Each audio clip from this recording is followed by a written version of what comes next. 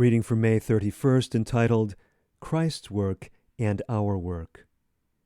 Go ye into all the world, and preach the gospel to every creature. He that believeth and is baptized shall be saved.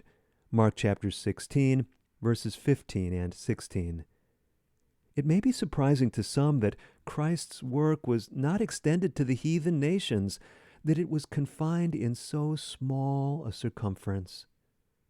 But the heathen nations were not prepared for his work, and had he devoted his time to the conversion of the Gentile world, he would have closed the door whereby he could bear his message to the Jewish nation. Frequently the people of other nations came to Christ to be healed, or to make some request for their relatives or friends. These people represented the great human family who knew not God or the truth, but who felt a soul longing for something they had not. All who came to Christ listened to his instruction, and as they heard the word of truth, they were deeply impressed. In speaking words of hope to those weary, unsatisfied souls, in healing the infirmities of those who came to him, Christ was setting an example to be practiced from one end of the world to another.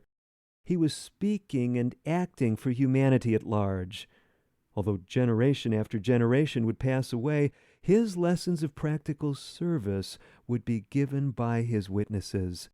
He was to ascend to heaven, but his work was to be carried forward with greater power than before, because he and his Father would cooperate in doing greater things for his people than they had seen while he was among them.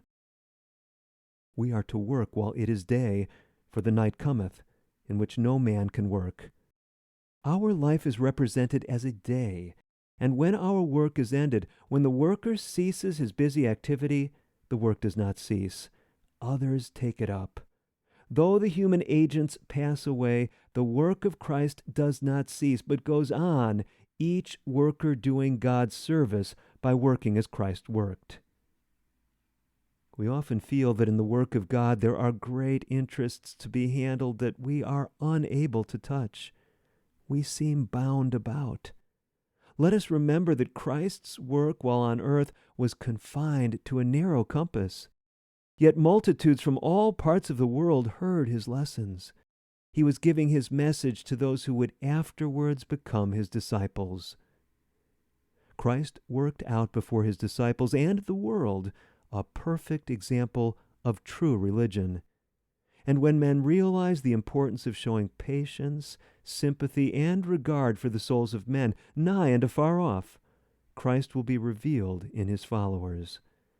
Taken from manuscript 50, dated May 31st, 1897, entitled The Work of Christ.